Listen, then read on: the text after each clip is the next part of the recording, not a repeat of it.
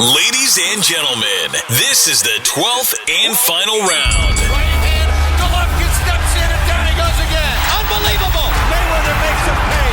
What a rookie mistake. A sensational left hook by De La Hoya. It's fact. I'm the best. You know what I mean? Sometimes I don't want to believe it myself, but it's the truth. I'm the best. I'm going to show you how great I am. From Southern California, this is the Last Round Podcast. Episode 7, Mike. How are we doing today? Good. Busy weekend, full of boxing. Busy weekend, but not as busy as today's show. Because who do we got in the building today? Probably the biggest guest so far. We have John Molina Jr. John Molina Jr., who we should be asking about a fight that he was supposed to fight on September 30th, but unfortunately, circumstances beyond his control. Bad boys, what you gonna do? It didn't happen. What you gonna do when they come for you? It did not happen. Yeah. And obviously, you're supposed to fight Victor Ortiz. Yes. And, you know, before we jump into that, we appreciate you coming out here. Yeah, no problem, guys. And it was going to be here, Ontario, California, Citizens Bank Arena. And obviously, Victor Ortiz had some personal issues that came to light, which was how many days before the fight that it came to light? 4 days to be exact. I was in the steam after a hard workout. We go into the steam. I have my phone, obviously, in my locker. So I get out of the steam. I'm not in the steam for weight loss, guys. I'm in the steam to get rid of the lymphatic drainage when you work so hard. I'm sure somebody was thinking that, like, what is he doing? Yeah. So for you casual fans that don't know what the hell I'm talking about. But I was in the steam after a 2-hour workout. I get out of the steam. My phone is frozen. I had phone calls from TMZ. I had News Reporter, Los Angeles Times. Or my phone. I was like, what the hell? Phone call from my management, which is big. And I'm like, what the hell's going on? And then I get into the car. I'm like, oh, my wife gets through. She's like, oh my God. She's like, your dad just called. I was like, what? Did you hear what happened? I said, no, I didn't hear anything. I'm in the steam. Turn on the radio, News 980. The fight with Victor Ortiz and John Molina Jr. may be canceled due to the rape allegations. I was like, what? So right away, I get on the phone. I call my team. Hey, what's going on? Don't worry about it. He's out on bail. Fight's going on.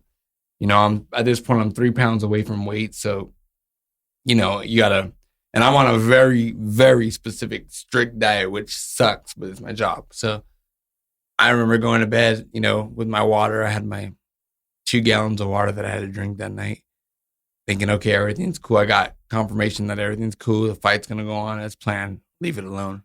Then that following morning, that's when I got the bombshell that it was off. And I made the social media, you know, apologizing to the fans. And I did an interview with TMZ. So my new nickname is John Kardashian. And Was that your first TMZ interview or no? Second, I believe. Second? My second TMZ interview. And, you know, and I still had to show up to the fight. You know, everything happens for a reason. It is what it is. And, you know, if for some reason that night we weren't supposed to fight, you know, I don't know what you guys believe in, but everything happens for a reason. So on to bigger and better, I guess. And you said, I think you had told us beforehand that 80% of the tickets were actually refunded. Yeah. So I was talking to the promotion, which TGB and Ringstar were heading that. And they said, man, we lost our butt on this. Mm-hmm. But, you know, fights went on. Some of the rookies got to come in. Brandon Figueroa got to step up and fill the main attraction, which was good for him in his young career. And Joe Joyce. Joe Joyce. It was on the card. Say that 5 times fast. Yeah. And he was on the card. And you know, so it was definitely a it was good for the fans. I made an appearance, but they literally, you walk in there and they put a curtain over half the arena. Oh, yeah. To mask the seats. The ghost town. Yeah. And then the seats, it was like, it was an embarrassment of a show because of that. When you heard the news, obviously, you know, coming out of the steam and everything, and was it your team that said, oh, no, don't worry, you're still going to fight? You know, there was obviously a little bit of a hope, but did you know maybe in your mind, like, oh, this isn't gonna happen? It hit me like, really? Like, is this gonna happen? I just spent $12,000 to get ready for this fight. Did this just happen? And I remember my wife very specifically because what the world knows when we go to camp. Now, again, camp is just a terminology that we use for preparation of the fight. Some guys actually go away to camp. My camp is when I tell my wife I'm physically going to be here, but mentally I may not be here because I'm focused on one thing, very specific. And we have 2 young daughters, and I see the challenge it is for her when she's on top of it, school, gymnastics, dinner, this, homework. I can see it. So my heart goes out to my wife, not to get father or husband of the year award, but and it sucks because she kind of goes to camp too because she's kind of a single mom, so to speak, during that period. Right. So she was, and my wife told me, she's like, "You got to be kidding me." I was like, "I know." And I mean, because we did the whole camp. It wasn't like it was camp just started and then boom, the fight got announced or got canceled. This was like 4 days before like we got down. This was like a whole, like my body went through. I was ready to fight. I was wound so tight. It was nuts. But everything happens for a reason. So, was there any other venues in contention for this fight? Because obviously you guys landed at Citizens Bank Arena in Ontario. No, I think that was strategic to have it at Citizens. That was kind of my backyard, and the ticket sales were going great. They were going great. It was kind of cool for me because I was going to have my people that I grew up with, my friends, my family, of course, my fans who are just as important. But it was going to be a sort of a homecoming for myself. I was even going to have a homecoming court and everything. For maybe announce a king and a queen. I don't know. Right. But, right. And when's the last time you felt? Well, obviously you didn't feel that feeling because the fight got canceled. But when's the last time you felt some type of a homecoming when you fought out here in Southern California? Wow. StubHub, maybe Staples, Provodnikov. The Provodnikov. Provodnikov was New York. That was New York. That was New York, but and whatever. My family went. My daughters were there, and it's always good. They always get to the night before the fight, which because obviously I get there about 2 weeks before to get acclimated to the time change and whatnot. But it feels good to fight at home. It really does because I liked having the people that I grew up with watch me perform. I guess if that's what you want to call it. I enjoy it. Will the next fight hopefully be Southern California? I'm really not at liberty to say because I might blow the whistle. Right. No, we get you. But announcement coming shortly. Coming soon. Coming soon. It's coming. To a theater near you.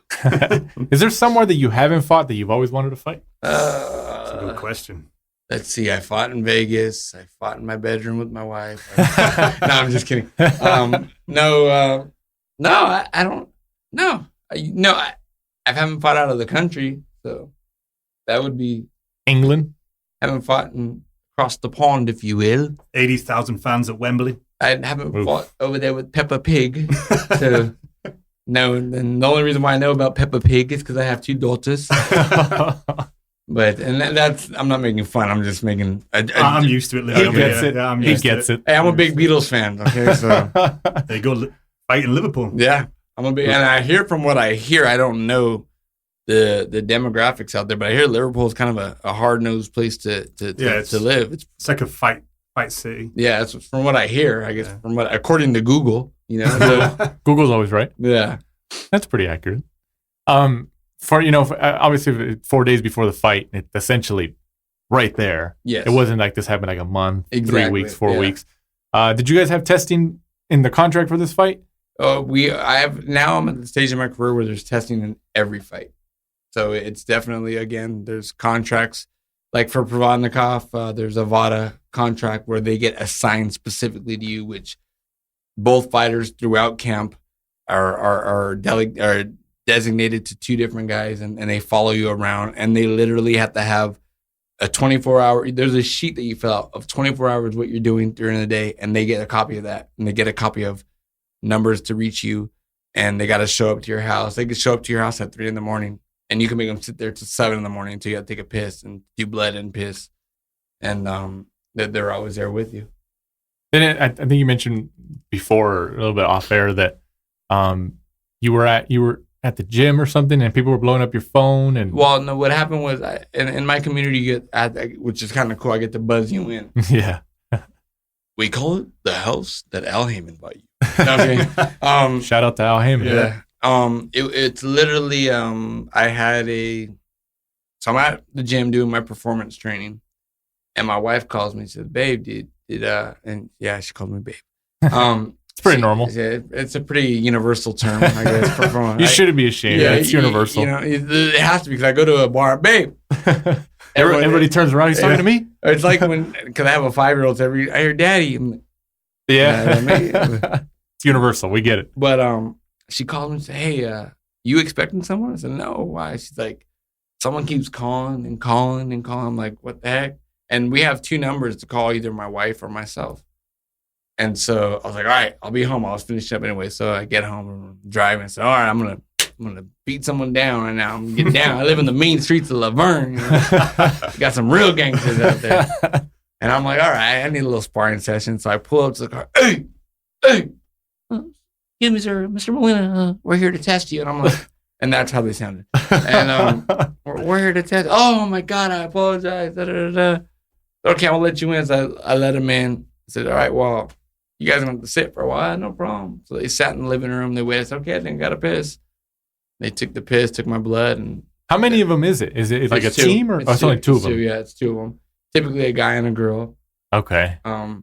That's obviously the guy handles the urinal sample, whatever you want to call it, with gloves. With gloves, which is very important. With gloves. They do the thing, and I mean they're pretty strict. They're cool people, but they're doing their job. They like to make money because I think it's not cheap in the contract. Whoever has to pay for it, or management, the promotion, I don't know, but it's not cheap. Mm-hmm. I hear it runs like $15,000 just for the test. And you've been tested for how many years now? I would say about 6-7 years of my career for my 11-year career that I've had so far. And then, at first when you first get tested, you're kind of like, "Oh, what the hell's," but like, how long after? But did you start getting used to it? Like, okay, I get it. Yeah, well, like I said, when I first started getting tested, I was a little gun shy. Because I touched on it before, but they gotta physically see you, the urine come out of your package. Yeah. So that's what I'm gonna call it, in case my daughter is listening. But they gotta physically see it come out. So when they first stage fright, a little bit, I was like, can my wife at least come in here? At least. But they gave me this. I said, "Okay, I'll be right here." No, Mr. Molina, you cannot walk over there. We got to go with you. I was like, "What do you mean? We got to see it come out." I was like, "Well, what if I had the Wizinator? The Wizinator?" Yeah. Which I think you can only buy them on Craigslist now. But everybody's gonna Google that now. According to Google. But they got to see you. So I said one time, this guy was really getting up on me. I'm getting ready to fight, so I'm kind of, I was like, "Don't judge me. A little cold in here." And so I shot out a little stream and just got him. I was like, "Oh!" And I did it on purpose. And I was like, "Back off." Take that. Yeah, no warning shot. A little super soaker. A warning shot. Yeah. Next one's gonna come hard. And it's like, "Oh, don't worry about it. I'm used to it." And I'm like, "You're used to it? That's kind of gross." Yeah. Comes with the job. What's your boyfriend's name? But or girlfriend, because girls don't pee. But, that's true. Or fart. They don't. But, yeah, definitely. It's a bit of getting you. Now I'm used to it. It's like, "All right, you ready to take the test? Let's go. I'm ready if you're ready." Let me get fluffed real quick. And then, no, it's just and I enjoy it. I enjoy the test, or them watching me, but I enjoy the fact that we're kind of all on an even playing field now. Yeah. Because we're not in there playing catch. We're not in there throwing a football. We're not in there shooting a basketball. That's no disrespect to all their athletes, but we're in there fighting. I'm physically trying to take you out against your will. That's pretty tough task to do, and it's pretty dangerous. You stay away from the street tacos then, John? Yeah, definitely.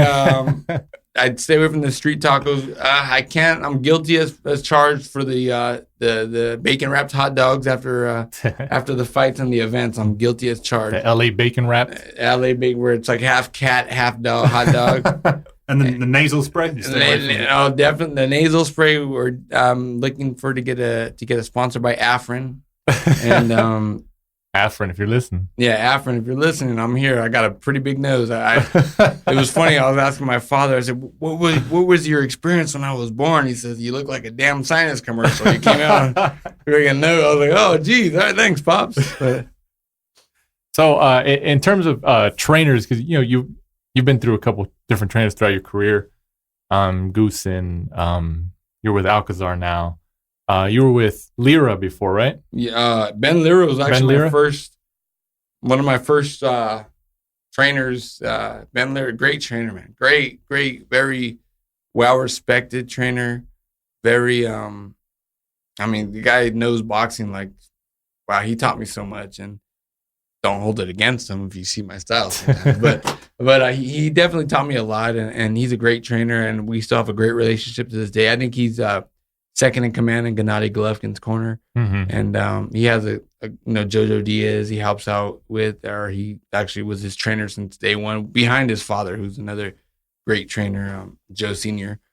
But Ben there is a great man, great guy, great man, wears many hats, that of a father figure, that of a trainer, that of I guess you got to be a kind of a psychologist, when you're in there with these crazy-ass fighters, use the language. But he's a great guy. Ben there's a great guy. When you switched to, because you went to Joe Goosen after him, right? Yes. And wasn't he still kind of in your corner? He was, and we tried to make it work.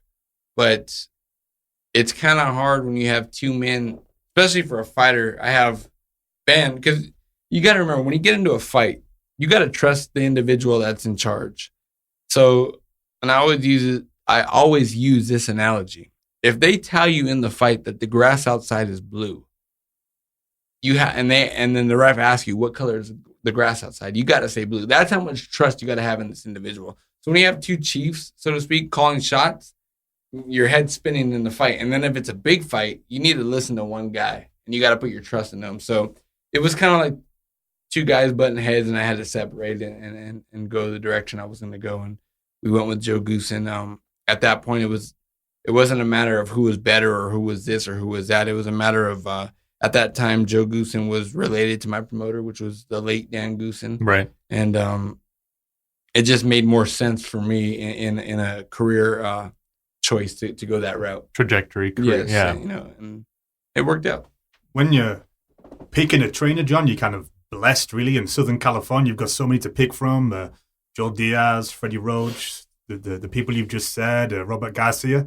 How did you decide who to go with all the way down the line, like choosing Lira, then Goosen, and then now choosing Alcazar? Is there See, where the stage I'm at in my career now, I can pick up the phone and say, "Hey, I'm interested in working with you." They're going to say yes, or they can say no. I'm not trying to toot my own name. I don't want to do it. Has anybody ever told you no? No one's ever told me no. Damn, I was kind of hoping he would say yes. Like, who was it? And no means no. No pun intended. No pun intended. Too soon? Anyways. Not yet. Definitely, no one's ever said no. I think, especially at this stage, if I pick up the phone and call somebody, we can definitely get someone there. But we're at Robert Alcazar right now. He's a great trainer. He has I have my own private gym. The only ones that train out of that gym right now is Jaime Mungia, who's definitely splashed onto the scene and made a great name for himself. He's doing well. Very young kid. I remember when he first came in, I'm like, yeah, you can train here, bro. It's my own personal Have you sparred him? I haven't sparred yet, but matter of fact, me and Robert Alcazar had that conversation today. I said, you know what? Yeah. I want to get in there with Jaime. Let's see what this kid's all about. But I'll get tickets for that. What's funny is Robert will never let us spar. Not that he's afraid of what I'll do to him or vice versa. He's afraid. It's a pride thing. He's gonna hit me. I'm gonna hit him. He's a big man. He's a big dude. Yeah. And when I saw him, I was like, how the hell are you making 54? Because he's a big guy. When I first met him, and I gave him a hug, I was like, geez, because I'm a big guy, even for 40 or 47, I'm a big guy. And I'm like looking up to him, I'm like, geez, but he's 21 years old, so he'll stay there for a few more years, and I think he's got to go up because he'll have to go up. He's just a big guy, a big, strong kid. The very high ceiling for himself. When I was talking with him, he listens well. With Robert, kind of giving him more of an American style, utilizing his feet a little bit more and giving him some more movement. I think like I said, the ceilings are high for him. And he's in town now. He's training. We have Panchito Vaca, Yeah. who's another good kid. He splashed onto the scene. Top Rank recently signed with Top Rank. He fought a hell of a fight on his kind of Top Rank debut. It was a fan friendly fight. Good fight. We have Rene Moreno, who's a young kid, just made his pro debut last week, fighting in 2 weeks in Texas under another Top Rank card. I don't believe he signed a Top Rank, but kind of freelancing, so to speak.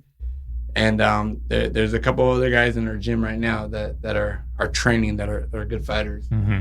Is there an airplane coming? Or? It sounds like, huh? No, it's just the audio. But we have there's about 5 guys, Nathan, Ricky, Panchinto, Jaime, myself, Renee, all these guys that train in my gym, and want to give them all a shout out because they keep me working hard. They really do. That's a hard-hitting gym. I know. Yeah. When me and Jaime are in there, I said, hey, we're going to spar, but 30-second round, 3-minute rest. Well, if you're going to spar a big kid like him, No, boy, look at here it is at the bottom. The end of the day, which I hate using that term because every fight. At the end of the day, bottom line, end of the day. Adrien Broner. Yeah, end of the day.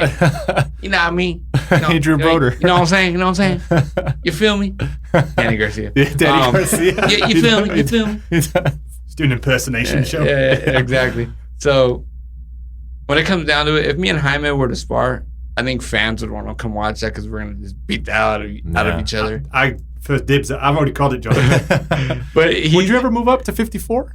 Nah, I don't. You think 47 is the ceiling? 47 will be the ceiling for me. I'm big at 47 even. Well, that's why, yeah. But I mean, I don't see 54. I don't see them because you got to remember these guys are coming down from like 190, 180 to make 54. These are the punch tastes different at this weight. Even from 40 to 47, the punch is completely different. It's not. People think, 7 pounds is nothing. Not in boxing. It's a big deal. It's a big deal for sure. And then in terms of the big news today, obviously you're signed with Al Heyman, Yes. PBC. You guys struck a partnership with Manny Pacquiao. Yes. One of the most legendary, biggest fighters of the last, era. Yes, for sure. And he fights in the same weight class as you. You guys are in the same weight class. Yes. So obviously, there's always a potential now that you guys are under the same umbrella because he was always with Top Rank and there was promotional issues. What's your reaction on Pacquiao signing with Al Heyman? I think it's good. I think that Broner fight's going to be entertaining. I think I don't know if they announced it yet, or I know there's rumors of it. There's rumors, yeah. January 19th, they're saying. There's rumors. Yeah, no official statement yet. But I guess if Dan Rafael says it, then it's true. But no, it's that would be intriguing. Pacquiao is still Pacquiao. He may be an older, long in the tooth type of Pacquiao, but I think he's not bad given the way he looked against Matthysse, which I don't know if that was so much Matthysse being done or Pacquiao just looking amazing. I don't know yet. I've been in the ring with Matthysse, and that definitely wasn't the guy I fought. 2014, right? Yes, but with that being said, I've had people close to his camp say that after the fight with me, he went into a fight directly with Provodnikov. After those 2 fights, right, we took it out of him. Yeah. To go to 2 back-to-back wars like that, it's kind of hard. Those are the fights that take a piece of your youth out of you. Takes a little bit of your prime away. Fighting Provodnikov by itself takes your youth out of you. And then the fight that we've had was just an all-out, drag-out war, and we remained friends. We talk and via social media and the occasional email here and there, and I'm happy for him. He came out on the other side with all his scruples. Right. He doesn't sound like he has a mouthful of marbles. I've seen your guys' post. John Molina's getting punchy. He talks like he has a mouthful of cotton. Or is he cottonmouth? What are we talking about? Exactly. So, and I in my defense, I was actually born with the speech impediment. And for the first 2 years of my life, I was in speech classes. So, for all you punchy guys. Listen to that? I'm not punchy. I got a fat tongue.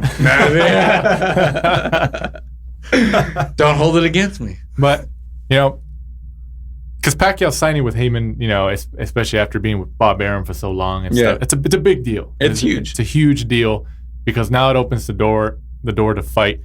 Because you, along with your stablemates, Errol Spence, Danny Garcia, Thurman. Sean Porter, Keith Thurman. I mean, come on. Al Heyman, your guys' manager, has all the prominent welterweights. Yes. And now it opens the door. I mean, from one side of the spectrum to the end, to the bottom, we have and all the in between.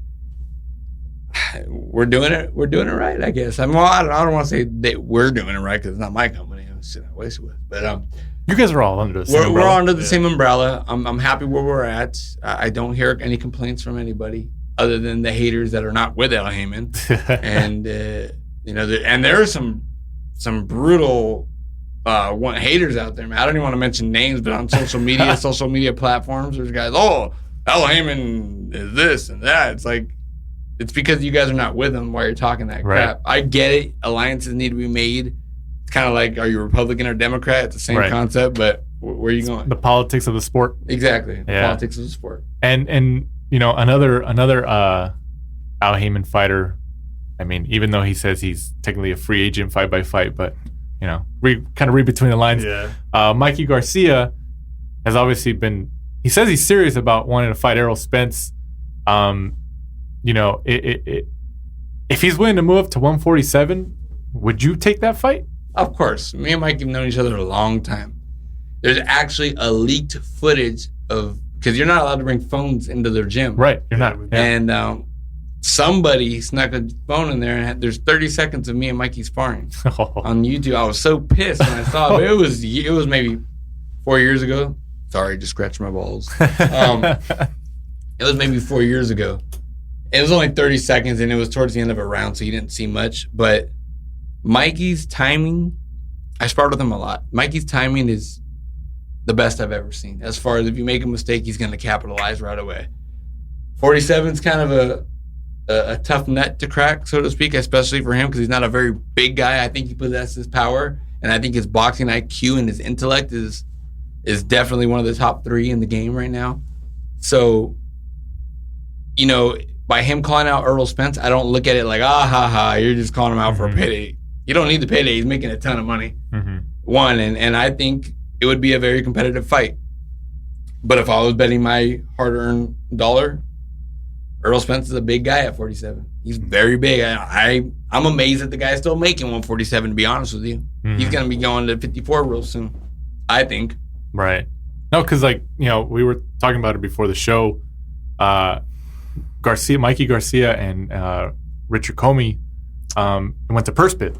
Yeah, originally they told the IBF, or was it for the IBF, I believe, that they'd made an agreement. And then when it came down to it, I think on Friday they were supposed to submit the contracts. Comey signed his and sent his in, and Mikey didn't send his in. So I think they have until the end of next week, I think October 30th, to do the purse bids. So it looks like Mikey may be looking somewhere else for a fight. He could go up to 147. Yeah, because Comey's probably not going to be the biggest fights in terms of purse, and it's not really going to be much for Mikey. You got to remember, it's still a business. Right. It's still a business, and at this stage in the game, Mikey's looking big fights at the business aspect, as he should. I mean, he deserved it. He deserves it. I mean, he's been fighting whoever he needs to fight, and he kind of could jump around from 35 to 47. Why not? Those are very lucrative fights for him in the future. So I would do it for sure. So a thing that you, of course, in terms of opponents, both of you fought Broner. Yes. Well, actually, he fought Broner. I wouldn't call my fight much of a fight. Well, you were still in the ring. I'm just being honest. That's the only fight that I don't like. I didn't do what I was supposed to do in that fight. That's the only fight, and I hate reading the fact that people think I laid down for him to get a payday. That wasn't it. It was just the fact that night he was an enigma to me, and I couldn't figure out the puzzle. Right. I don't know why. It just, I'm not. I don't want to. I just hate the fact that fans think, "Oh, John just got paid to lay down. That's why he didn't do anything." No, the guy he wasn't bad. He wasn't bad. Does he have heavy hands like everyone says? He's got a decent punch. He hit me with the pop, the shot that he dropped Sean Porter with, and it got my attention. And I cracked him. I actually have the clip on my phone. I cracked him and it froze him. I took my hat off to him because that punch that I hit him with usually really derails people, and he was able to take it. So he's a real fighter. I mean, he's not bad, but you're right. Mikey fought him as well, and Mikey's boxing IQ is, his rhythm, his timing, his distance you can't hold a candle between Broner and Mikey, and it obviously showed in that fight. Right. Can you still make 140? Yes, definitely. So if they said, oh, we want to offer you Mikey, but at 140, would you do it? Where do I sign? Good fight. I think this is what I think. Mikey Garcia and I we're friends. We're not hanging out every day, but when we see each other, we're friends. And if I'm Mikey Garcia, I don't want anything to do with John Molina. Not because of what I am and what I do. And no, don't worry, he'll do this and that. No, but to me, it's not worth the risk because I'm so heavy-handed and I'm a big guy at that weight. Why would Mikey ever want to fight me from a business aspect? Risk and reward. Yeah, and to him, okay, if he beats me, it's great, but because I'm a big guy. But if they definitely wanted to go down that route, let's go. I mean, I'm game because we're gonna fight. And you're gonna land. I'm gonna land one of my shots. So, and that's again I don't see them ever wanting to go there. I really don't. Not in a disrespectful way. It just doesn't make sense to them. I don't think at this point in his career. Right. Do you think Mikey will realistically go to 147? I don't know. To fight Errol Spence, that's a huge payday. It's a huge payday, and I see why the intrigue is there for him. And from a fan standpoint, it's a good fight, but like I said, I think I side with Errol Spence because it's kind of like the analogy of a football player. When you have these guys that are ultra athletic they're 5'7", and they're just uber athletic, and they kill it in high school, and they kill it in college, and they get to the big leagues, and then you go against a guy who's just as athletic, but you're 6'7". Yeah. There's a difference. Well, right now you have Errol Spence, who I think is a very high IQ, very talented fighter. And I think Mikey Garcia is very similar, but the stature difference is going to be too big of a difference. It's just not going to. I don't see Mikey winning that fight. And then, segueing from and talking about size, Mikey to Errol Spence in terms of comparison, Canelo's moving up to 168 to fight for a secondary world title, is what we like to call it. WBA regular. Yeah. Against I don't know if you saw the face-off between Canelo and Rocky Fielding, but it's he's obviously towering. He's a big him. guy. He's a big guy. I mean, what do you think about Canelo going up to 168, or you think it's just more of a business move, or it's a business move and it's a strategic. He's the cash cow of boxing right now, so it's a very strategic fight. There's some risk. The guy is not bad. What's his name? Fielding. Yeah. No disrespect, I just don't really know the guy that well. And to my understanding, he's a title holder. WBA regular. Okay, so I mean, secondary world title. Yeah. Well, it took something to gain that. You can't knock the guy. No one just gave it to him. And he's a big guy in stature, and he's fighting Canelo, who I think is arguably one of the best in the game right now. And so, anything can happen, but I think it's a very strategic move for Canelo because he just signed that very lucrative contract. They're not going to put him in harm's way. Well, they're going to put him in a fight where they feel like they have the upper hand. Let's put it that way. Right. But again, it's fighting and anything can happen. So, let's see what happens. And then, Demetrius Andrade just won that world title this past Saturday. IBF world title, right? Yeah. Yeah, he won that. Sorry, the WBO. WBO. Billy Joe Saunders. Oh, it was Billy Joe Saunders. 54 or 60? 160. 160. So, obviously, he was supposed to fight Billy Joe Saunders. Yeah. And Billy Joe got... Afrin. Okay. Yeah, he got popped. Billy Joe Afrin. And unless it was CBS Brown, then it'd be unless it was CBS Brown. Billy Joe CBS. But touching on that really quick, because obviously you've been in the testing pool for multiple years now. You're supposed to disclose what you take to the officials, aren't you? Like beforehand? You are. I mean, they give you a sheet to write all the supplements you're taking, whether it be B12, CoQ10, Super K. I mean, these are a lot of things that people don't know that are supplements that we take. Right. Super vitamin or certain things. You're supposed to disclose these. Half these things fighters can't spell. I can't. So even though it's B12, that's not too hard. It's still difficult. It's still a little difficult.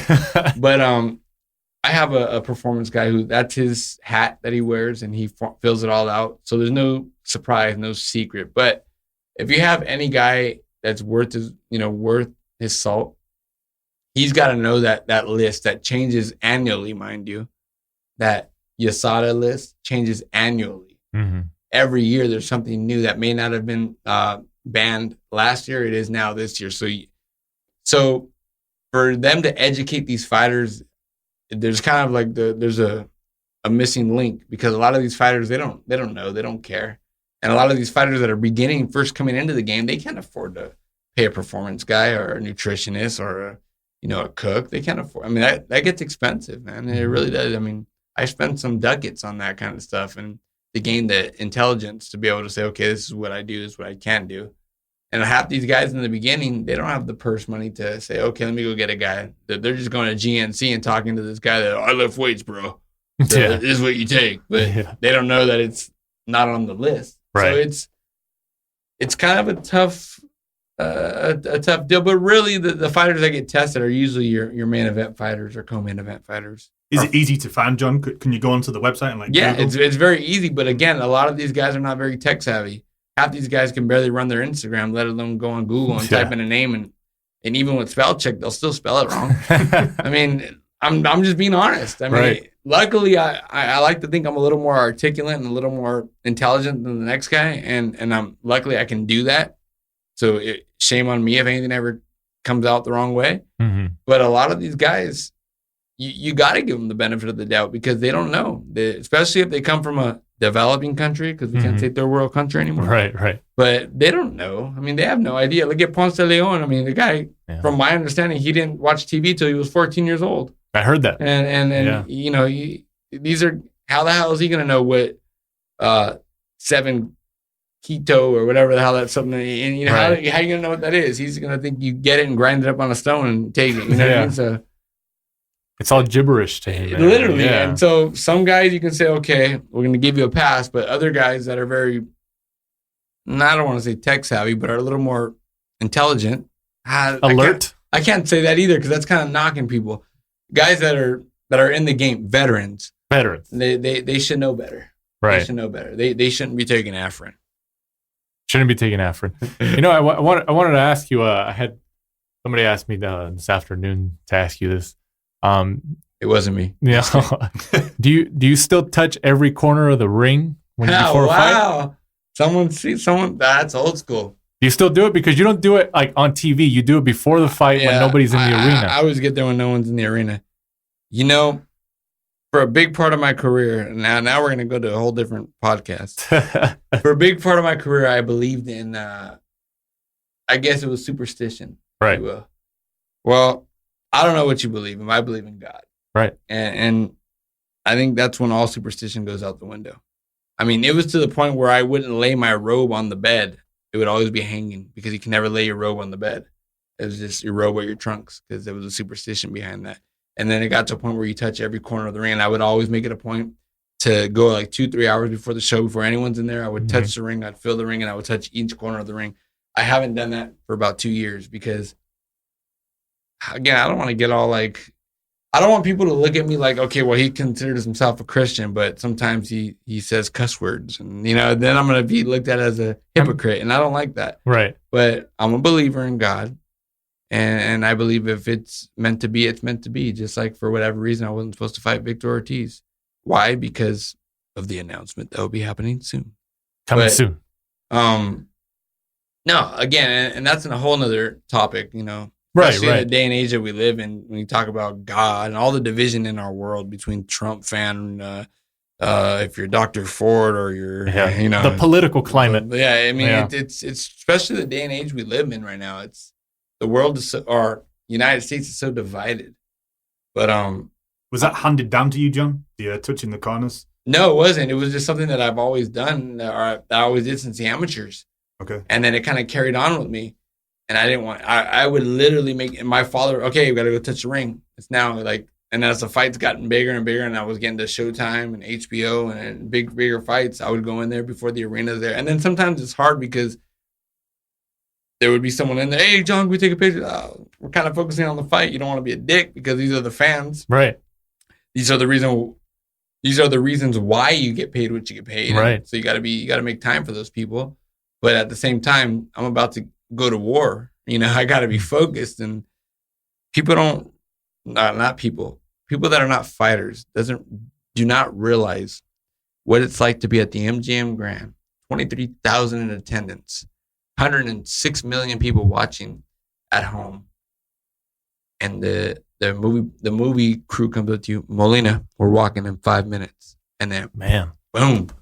And then, okay, and then we're not going out there to play catch. We're going out there to fight one of the best in the world, if not the best in the world. Right. And we're not going to have a discussion. We're not going to have a debate.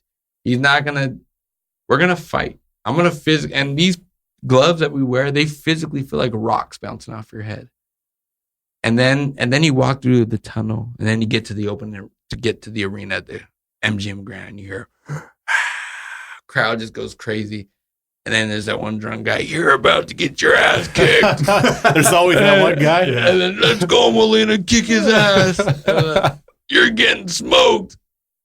There's always those people. And then everyone's going crazy. And then meanwhile, we're walking all the way up to the ring. We get to the ring. And then either your opponent's in the ring already or he's about to walk. And then there's a line from Rocky that I freaking think is amazing. When Rocky's in the ring and he's looking, and I think it was Drago or even Apollo Creed. One of his opponents were walking in, and Mickey's like, what are you thinking? And he's looking at him, and Rocky's I was hoping he didn't show up. He did, yeah. That's pretty good. Yeah. And I was like, shit, sometimes that's like, I wonder if he didn't show up. Well, guess what? It happened to me. September 30th, he didn't show up. But it finally happened. It happened. It's a true story. But no, people don't realize what it takes, the kind of balls it takes to get in a ring. Right. If you've never been in a fight, do you remember when you were a kid and I'm going to fight you at 3:00 in the park, punk? And your heart's like, oh, shoot. Yeah. As it gets closer. Closer. There's nights leading up to the fight that I'm like, I wake up and I'm like, I think the fight's the next day, but it's not. Mm-hmm. That's just the adrenaline pumping through your blood. It's crazy. It's a crazy. That's why this fight game is not for everybody. It's a crazy feeling. When, in terms of that, which opponent caused you that I guess that most anxious feeling? Not an anxious feeling. Okay, so there was a fight that you guys may have watched back in 2014, John Molina versus Lucas Matthysse. Mm-hmm. And at that point, Lucas Matthysse he was a monster. He was Lucas Matthysse. Yeah. And John Molina was making his debut at 140. Right. Coming up from 135. Right. And I remember I slept in my bed that night because they had us booked at the I forget what hotel. The hotel that was quote unquote haunted. I'm a big chicken when it comes to that. So it was haunted where the Black Dahlia did her murders, and they actually. What hotel is that? Yeah, I don't want to say because I don't want them to get mad at me. But the hotel where they filmed Ghostbusters at. Yeah, I know. The Bonaventure, is it? No, that's Bonaventure. No, that's not the Bonaventure. Biltmore. Is it the Biltmore? I think it is the Biltmore. Biltmore. Yeah. And so they're like, you're staying, and if you go in the room, the ambiance of the room is literally like from a horror movie. And I'm like, hell no, I'm not staying. I walked in there. Get the hell out of here. I'm out. Hell no. I'll leave an hour early. So I went in my bed. And then out of the fight, they had us stay in there. So my Nino, my godfather, stood in my room. And he called me like, someone's pulling on my toes. I'm like, go to bed. And so like, I kid you not, this is a true story. I wake up at 7. I forgot I had the fight. That's the best. The night before a fight, you want to forget you have a fight. That's when you get the real sleep because all the adrenaline leaves your body and you go to sleep. And I woke up and I opened my eyes and the first words out of my mouth were, oh shit, it's going down. Yeah. And I kid you not, my wife's in the bed next to me and I wake up and literally time goes when you got to fight. When it's fight day, the time just flies by. It's crazy. You wake up and before you know it, it's time to make the walk to the dressing room. And so I wake up and then time's flying by. I have my daughter, sitting on my lap and I'm watching TV with her. I'm eating breakfast. And then my godfather comes to pick me up and he's like, all right, it's time to go. So I give my wife a kiss, my kids a kiss. And all right, let's catch you guys on the other side. Let me go fight this guy they call the Machine and see what he's all about. Máquina, He had 34 fights with 30 knockouts at this time. And so we go, and I remember getting in the dressing room and getting ready, and then there goes that call again. We're walking in 5 minutes, and we're like, oh, shit, it's going down. And I'm a real guy, and every punch in that ring you feel, and we obviously know how. I remember going in there, and they announced, boom, we touch gloves, and we're getting ready to fight. And I remember, okay, I got to catch this guy, and he's moving. Wham! I hit him with the right hand, and he buckled. And I was like, oh, shit, I got him. Yeah, I got him. Boom. I start jumping on him. And then, but I proceed with caution because he's a veteran. Right. And he's trying to lure me in to catch me. And then I caught him and I buckled him. I really hurt him after the first round. Second round, wow, that was the right hand I hit him with and just rung his bell. And then I hit him again, boom, and dropped him. I was like, all right, I got this guy. I said, I literally, like, if he had an armor on him, I was chinking that armor little by little. Chopping him down. Round, boom. And I'm hitting him. Every shot I'm hitting him with. And there was, in the fifth round when I dropped him, he hit me to the body. Wow. Small little body shot the world didn't see, but he tightened me up. Big time. He hit me right in the right liver spot. Good shot. Hit me to the body, so I cracked him right after. Boom, because I knew I was going to take a few seconds to step back. So I had to give him something to respect so he didn't come in. Because he hurt me with that shot. Right. He's the only guy that ever really hurt me with a body shot. Right. And he hurt me with a shot, so right away I just fired off a right hand and I buckled him again, and he backed off a little bit. And from that shot, in my dressing room, I went and took a piss. When I took a piss, it was all pink. It was the only time I've ever pissed blood. Damn. And it was. I knew it. I knew it was very specifically from that shot that he cracked me with, because it literally tightened up my whole side when he hit me with it. And I was like, damn it, that's piss blood. I remember I called my head, like, hey babe, come look at it. You want some pink lemonade? Like making a joke, but yeah, it was that was a war, man. We were just I remember getting in the trenches and thinking, all right, let's throw. We were in there just wah, and I feel the punches coming off my head, boom, when I'm throwing my boom, and it's like, okay, either I'm gonna take you out or you're gonna take me out. But it feels like you're walking into like a wave pool, and you're just gonna throw down, and whatever happens. That was an unbelievable fight. It was nuts, man. And every exchange, it was bam, bam. All right, I took yours. Can you take mine? It was just going back and forth. He went down twice. You went down twice. Yeah, it was crazy. And I had that was at StubHub, wasn't it? The gash on my head was 17 staples. Holy. And I get into the dressing room. I've told the story before. I get into the dressing room, and everyone, I didn't realize what we did, because people were coming up to me, and saying, oh my God, like, thank you. I can't believe what we just witnessed was something that was unbelievable. And I'm like, I told my dad, I was like, what happened? He's like, dude, that was a fucking war. Excuse my language. Yeah, it's okay. And I was like, all right, so we're in my dressing room. And I had news reporters that have been in the game for 30 years saying that the fight was so gruesome ringside that they had to turn away. They couldn't watch anymore. Damn. I said, well, what did it sound like? He said, if you were ringside, they've never heard the sound of punches the way we were landing on each other. He said it sounded like watermelons exploding, hitting the ground every time we hit each other. Holy crap. And he was like, it sounded more than what you hear at a heavyweight fight, two guys exchanging punches. We were cracking each other.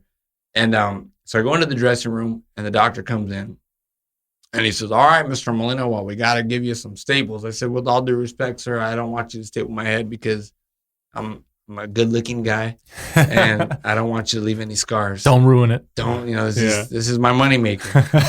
And, I'm looking to get into modeling after. Yeah. I need a career after boxing. Exactly. I was going to do Hanes, the chicken leg. Or Afrin. The chicken, or Afrin. And so he's like, I'm sorry, I got to staple your head. I was like, okay, whatever. We got to get it done. Let's get it done. Well, at first I told him, let me go to my own plastic surgeon to do it, because I wanted him to tighten up that scar. I don't want it to be a big scar. Mm. And so he's like, no, I got to staple it now. I'm like, all right, whatever. He's like, but I got bad news. And I was like, what's that? He said, I forgot the numbing medicine. Oh, no way. You had one job. And I looked at him. I'm like, you're a doctor at a prize fight where we're not talking, we're not debating, we're fighting. Mm-hmm. And you have a guy that can throw down, and then you have myself, who's known to go into wars, and you forget numbing medicine. So they roll up a towel. My dressing room was pretty big. My wife goes into the restroom in my dressing room. one of my buddies holds my hands and they put a towel in my mouth and each 17 man. staples, bah, bah, bah, onto my head. And then the gross part is I'm not able to wash that part of my head for 2 weeks. So I had to put like a bag right here and wash around it. And then the way he stapled it, because he had to be quick because there was no numbing medicine, I had to go to the doctors to get it removed. And the skin grew over the staple. So I get to the doctors and the doctor says, and I thought they were joking with me. And this is the God honest truth. I get to the doctors and they say, we ran out of the localized Novocaine. Of course they did. I said, you gotta be like, I'd rather hit the lotto. You know what I mean? Speak to Mega Millions tomorrow, 1.6 billion. Yeah. It's coming. It's coming, yeah. So I was like, whatever, dig it out because I want these out of my head. And so they start digging the staple out of my head and a tear is rolling down my eye. And it hurt. And I was like, and they're, are you okay? I was like, well, you're digging a staple out of my head where the skin already grew over for 2 weeks. So it's like, come on. So that was actually the worst pain I've ever felt in my life. Oh, get out of here. Worse than any punch you've ever got. Oh, but getting the staples in my head was worse than all 11 rounds with Matthysse. Worse than that body shot? It was worse than that body shot. Oh. The body shot like seized my body for like I hit Provodnikov with the same body shot. I think at the end of round 2, if you watch, I hit him with a little shot just right here, and you see the whole side of his body on the side tighten up, and he didn't throw a punch for like 30 seconds, and I was like, I tightened him up. Something happens when you get hit to the body, your whole body just tightens up. Like, it seizes up. It's like a cramp. Right. And I tightened him up right there and got his attention. And Matthysse did that to me, but I had the wherewithal to crack him. And when I cracked him, he didn't come in. I was like, oh, cool. Gave me 30 seconds to regroup. Was there ever talks of you and Matthysse doing it again since the fight was so big? I know. I can't believe you guys never did it again. There was talks, but they wanted no part of it. I'm not surprised. And I can't say that because I don't want to discredit Matthysse because he was a great fighter. But it's a fight that should have happened again. I mean, you had Brandon Rios Alvarado 3 times, but you couldn't have Matthysse and Molina twice. Would you do it if they offered it now and at Heyman and would you do it? It was a fight that I was talking about a couple of years back, but now that he's retired, it makes no sense. But again, it's a fight that I feel if I would have had, again, it would be another barn burner, and I think we would have came out with the victory. And I think because of what I've learned in that fight, I was able to smoke Provodnikov because of that. Damn. Well, wrapping it up here, John, we appreciate you coming on. I know we had some technical difficulties around here, but we got over the hump. We talked about, your testing procedures and showing up and scaring your wife at the gate. Afrin. If you're listening out there. Street tacos, Afrin, if, he $5 John bacon will wrap take that hot sponsorship. dogs. He'll take that sponsorship. $5 bacon wrap hot dogs. We touched on everything. And you said, there should be an announcement soon in terms of your fight. There should be an announcement soon. I think the world's going to be excited. And thank you guys for having me, man. I hope I didn't chop it up or take up too much of your guys' time. And Not at all. I hope you guys don't say I'm punchy. We're not going to say you're punchy, but we can't stop other people from. You can't. There's always going to be people online. They make fun of my glasses, my sideburns. But you got to look. It's marketing, man. You know what? You got to look. It just really breaks my heart. Breaks my heart. Hopefully, we can get you back on, John, after your victory in the next fight. How about this? I'll tell you this.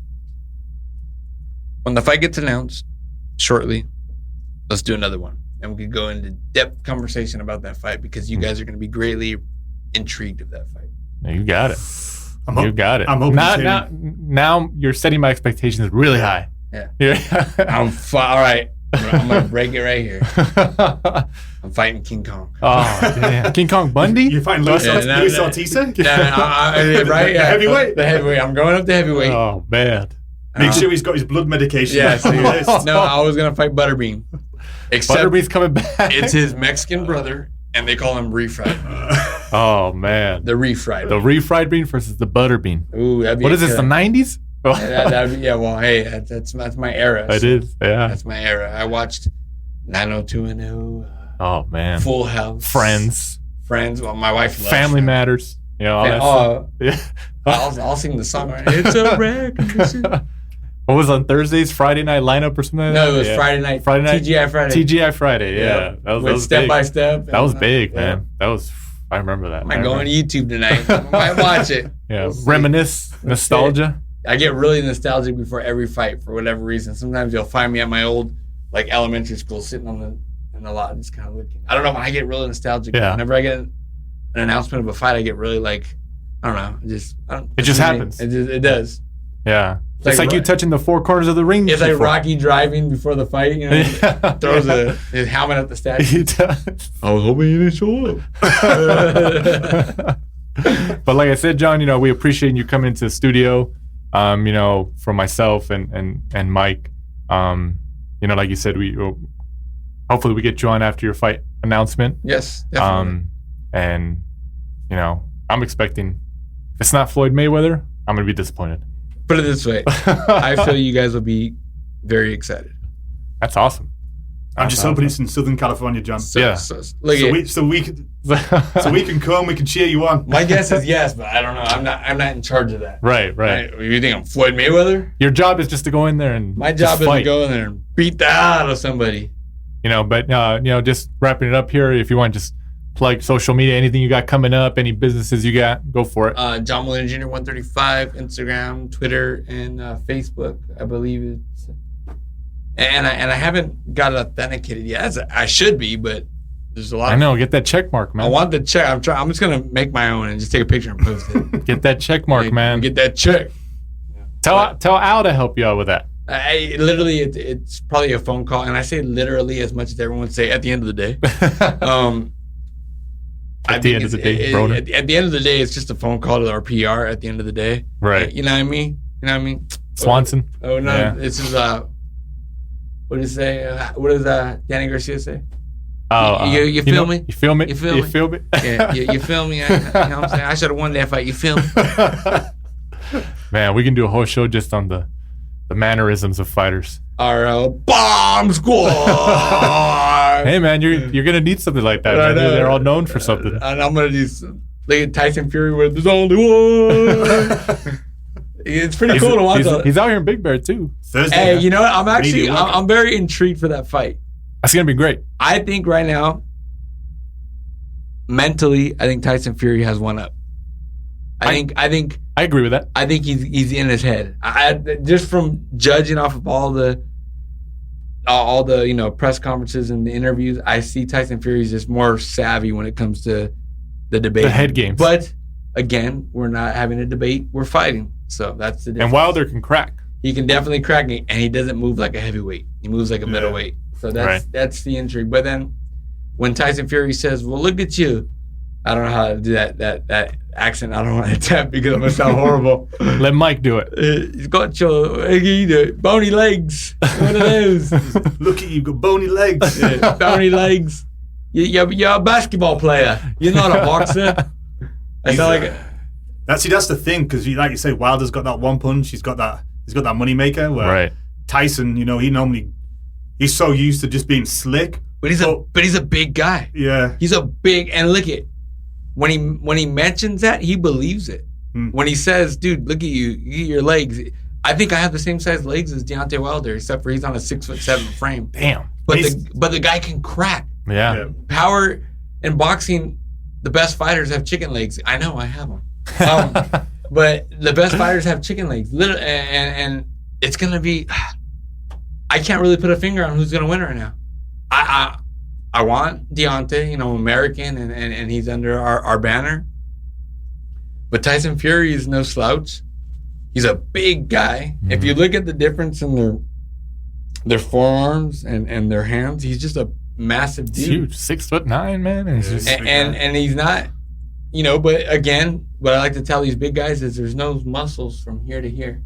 Nope. You gotta hit that. The chin to the cheek, right? He got put down by a cruiserweight. But I hate. One of the guys the first guy to ever light my bell or rock my world in boxing.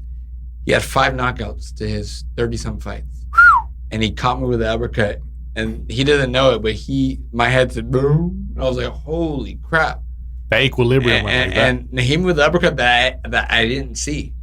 And also, my daughter, I was holding her when she was a baby, and she hit me, and I started bleeding. Oh, wow. So a little baby made me bleed. Imagine a grown man. Yeah. That's the difference. Like, Tyson Fury is no lightweight. It's a big man hitting you. Can he hit Deontay the way he moves and the way he gets out of the way? I don't know. But it's going to be interesting, for sure. We're going to find out December 1st, right? Yeah, looking forward to it. I'm going to try and go, hopefully. Yeah. Yeah, the nosebleeds we'll be there. The nosebleeds are what, 300? Yeah. Oh, no, we're not going to be up there. So we'll try and go media pass. And we'll do our thing. We'll do our thing as a press. So. There you go. But that's going to be a good fight, fun fight. That's going to be a fight, yeah. Staples Center, Los Angeles, December 1st. So that's on Showtime pay-per-view. Yep. But like I said, I'm Danny Z for Michael Shepard, John Molina Jr. stopping by the studio today for episode 7 of the last round. Like I said, we appreciate it. Thanks again for stopping by. Thank you guys for having me. And tune in next week for episode 8, where we have more boxing to talk. This is the last round. Last thing, though, if you guys catch me, if you don't understand what I'm saying, they will put subtitles. I'm just kidding. Go ahead. Written. Yeah. Thanks again, guys. We'll see you next week. Thanks for supporting and listening to the show. Follow us at The Last Round 12 on social media. Rate, review, and subscribe. This is The Last Round Podcast.